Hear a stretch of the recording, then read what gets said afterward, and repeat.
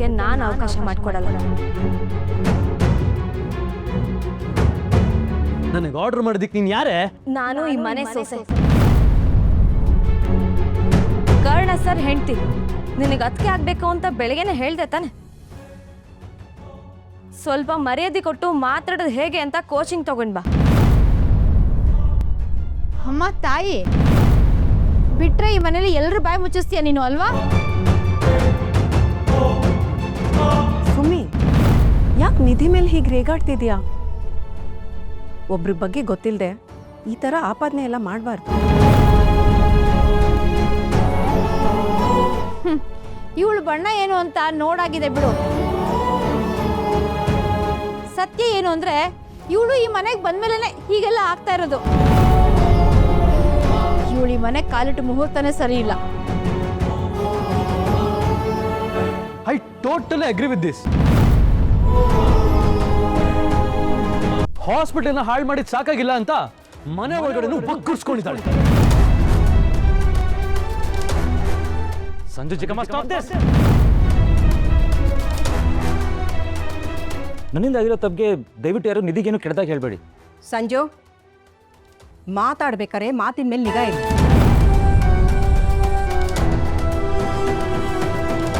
ಬಾಯಿ ಬಂದಂಗೆಲ್ಲ ಮಾತಾಡೋದಲ್ಲ. ಎಷ್ಟು ಹೇಳಿದ್ರು ನಿನ್ನ ತಲೆಯಲ್ಲಿರೋ ಕೊಳಕು ಹೋಗೋದಿಲ್ಲ ಅಲ್ವಾ?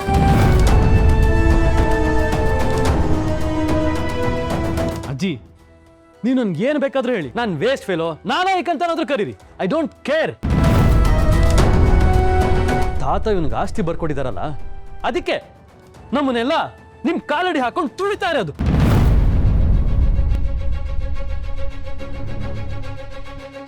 ನಾವ್ ಎಷ್ಟು ಖರ್ಚು ಮಾಡಬೇಕು ಮಾಡಬಾರ್ದು ಅಂತ ಹೇಳಕ್ಕೆ ಇವನ್ ಯಾರು? ತಿನ್ನು ಅನ್ನಕ್ಕೂ ಇವನಿಂದ ಪರ್ಮಿಷನ್ ತಗೊಬೇಕಾ? ಇವನು ನಿನ್ನ ಅಣ್ಣ.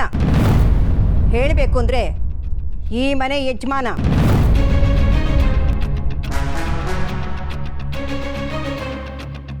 ತಿನ್ನು ಅನ್ನ ಅಂತ ಹೇಳಿದಲ್ಲ, ಅದು ಬರ್ತಾ ಇರೋದು ಇವನ್ ದುಡಿಮೆಯಿಂದ.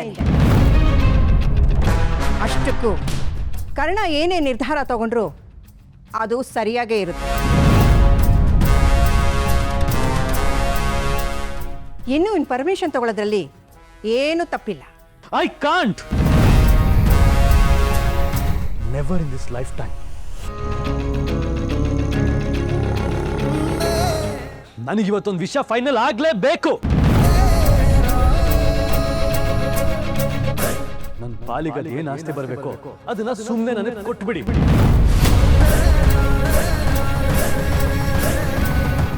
ನಾನು ಬೇರೆ ಇನ್ನೇನು ಕೇಳಕ್ ಹೋಗಲ್ಲ. ಆಮೇಲೆ ನನ್ನ ಪಾಡಿಗೆ ನಾನಿರ್ತೀನಿ, ಇವನ್ ಪಾಡಿಗೆ ಇವನು.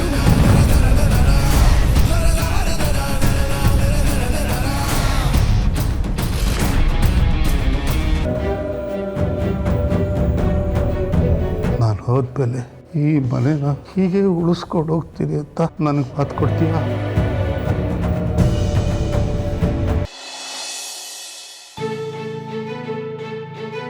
ನಿಧಿ, ನೀನು ಸಿಕ್ಕಿದ್ದು ಒಳ್ಳೇದಾಯಿತು. ಮದುವೆ ಆದಾಗ್ಲಿಂದ ನಿನ್ನ ಜೊತೆ ಮನ್ಸು ಬಿಚ್ಚಿ ಮಾತಾಡಬೇಕು ಅಂತ ಎಷ್ಟೊಂದು ಸಲ ಅಂದ್ಕೊಂಡೆ ಗೊತ್ತಾ, ಬಟ್ ಟೈಮೇ ಸಿಗಲಿಲ್ಲ. ಹೇಗೆ ಅನಿಸ್ತಾ ಇದೆ? ಹೊಸ ಲೈಫ್, ಹೊಸ ರೆಸ್ಪಾನ್ಸಿಬಿಲಿಟೀಸ್. ಹಾಂ ಮ್ಯಾಮ್, ಚೆನ್ನಾಗಿದೆ. ಅಯ್ಯೋ, ಇನ್ನೂ ಮ್ಯಾಮ್ ಅಂತಾನೆ ಕರಿತಿದೆಯಲ್ಲ. ನಾವೀಗ ರಿಲೇಟಿವ್ಸ್, ಸೊ ಚಿಕ್ಕಮ್ಮ ಅಂತ ಅಥವಾ ಚಿಕ್ಕಿ ಅಂತ ಕರಿಬೋದು. ಅದಷ್ಟು ಸರಿ ಹೋಗಲ್ಲ ಮ್ಯಾಮ್. ಇಷ್ಟು ವರ್ಷ ಕಾಲೇಜಲ್ಲಿ ನಿಮ್ಮನ್ನ ಮ್ಯಾಮ್ ಮ್ಯಾಮ್ ಅಂತ ಕರೆದು ಅಭ್ಯಾಸ ಆಗೋಗಿದೆ. Okay, as you wish. Nidhi, ನಿನ್ಗೊಂದು ಮಾತು ಹೇಳ್ತೀನಿ.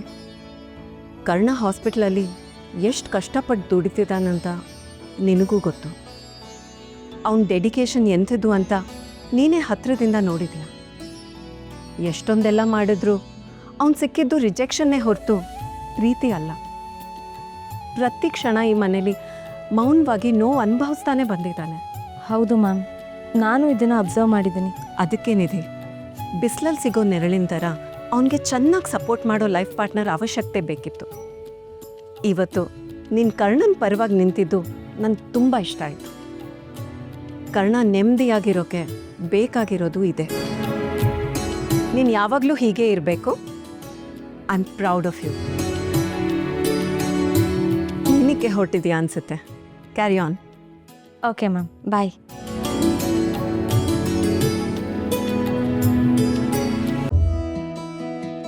Karna, waiting for wife? Good. ನಿನ್ನ ಈ ಥರ ನೋಡೋದಕ್ಕೆ ತುಂಬ ಖುಷಿ ಆಗುತ್ತೆ. ನಿಜವಾಗ್ಲೂ ಒಳ್ಳೆ ಹುಡುಗಿನ ಸೆಲೆಕ್ಟ್ ಮಾಡಿದ್ಯಾ. ಅವಳನ್ನ ಪಡ್ಕೊಳ್ಳೇಬೇಕು ಅಂತ ನೀನು ಯಾಕೆಷ್ಟು ಹಠ ಮಾಡಿದೆ ಅನ್ನೋದು ನನಗೆ ಈಗ ಗೊತ್ತಾಗ್ತಿದೆ. ಕಾಲೇಜಲ್ಲಿ ಅವಳನ್ನ ಸ್ಟೂಡೆಂಟಾಗಿ ನೋಡೋದಕ್ಕೂ ಮನೇಲಿ ನಿನ್ನ ಹೆಂಡತಿಯಾಗಿ ನೋಡೋದಕ್ಕೂ ಎಷ್ಟೊಂದು ಡಿಫ್ರೆನ್ಸ್ ಇದೆ. ಅವಳಿಗೆ ತುಂಬ ಮೆಚ್ಯೂರಿಟಿ ಬಂದಿದೆ. ನಿನ್ನ ಮೇಲಿರೋ ಕನ್ಸರ್ನ್, ಲವ್ ನೋಡ್ತಾ ಇದ್ರೆ I am really speechless. Thanks, ನೀವು ನಿಧಿಯವ್ರನ್ನ ಅಷ್ಟೆಲ್ಲ ಅರ್ಥ ಮಾಡ್ಕೊಂಡಿದ್ದೀರಲ್ಲ. ಆದರೆ ಒಂದೇ ಒಂದು ಸೂಕ್ಷ್ಮ ಹೇಳ್ತೀನಿ. ಬಂಡೆ ಕರ್ಗೋಕ್ಕೆ ತುಂಬ ಟೈಮ್ ಹಿಡಿಯುತ್ತೆ. ರಾತ್ರೋರಾತ್ರಿ ಯಾವುದನ್ನು ಬದಲಾಯಿಸೋಕ್ಕಾಗಲ್ಲ, ತಾಳ್ಮೆ ಬೇಕಾಗತ್ತೆ. ಸೊ ಕೆಲವು ವಿಚಾರದಲ್ಲಿ ಅವಳಿಗೆ ಅವಸರ ಮಾಡದೇ ಇರೋದಕ್ಕೆ ಹೇಳು. ಕರ್ಣ ಸರ್, ಹೊರಡೋಣ. ಹಾಂ, ಅಮ್ಮ ಹೋಗಿ ಬರ್ತೀವಿ. ಸರಿ ಕಂದ. ಅಮ್ಮ ಹೋಗಿ ಬರ್ತೀವಿ. ಹೋಗ್ಬಾ ಪುಟ್ಟ. Bye. Made for each other. ಒಳ್ಳೆ ಜೋಡಿ ಅಲ್ವಾ ಅದಕ್ಕೆ? ಹೌದು ತಾರಾ. ನಿಧಿ ಕರ್ಣ ಇಬ್ಬರು ಮನಸ್ಸು ಮಗು ಇದ್ದಾಗೆ. ಎಷ್ಟೋ ವರ್ಷ ಆದಮೇಲೆ ಕರ್ಣನ ಮುಖದಲ್ಲಿ ನಗು ನೋಡ್ತಿದ್ದೀನಿ.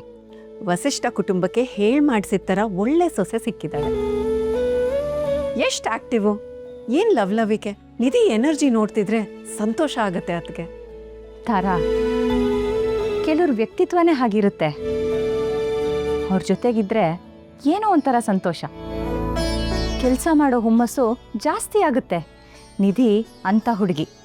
Positive vibes. ನಿಜ ಅದಕ್ಕೆ ನಮ್ಮ ಮನೆಗೆ ಎಸ್ಪೆಷಲಿ ಕರ್ಣನ್ ಲೈಫಲ್ಲಿ ಇಂಥ ನಗು ಅವಶ್ಯಕತೆ ಇತ್ತು.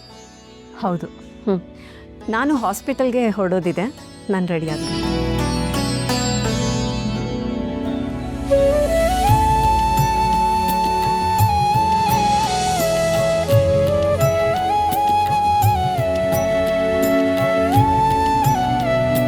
ಅಮ್ಮ, ಮಾರ್ನಿಂಗ್ ವಾಕಾ? ಇವತ್ತು ವಾಕಿಂಗಲ್ಲಿ ನನ್ನ ಫ್ರೆಂಡ್ ಸಿಕ್ಕಿದ್ಲು. ಮಾತಾಡ್ತಾ ಲೇಟ್ ಆಗೋಯ್ತು ನೋಡು.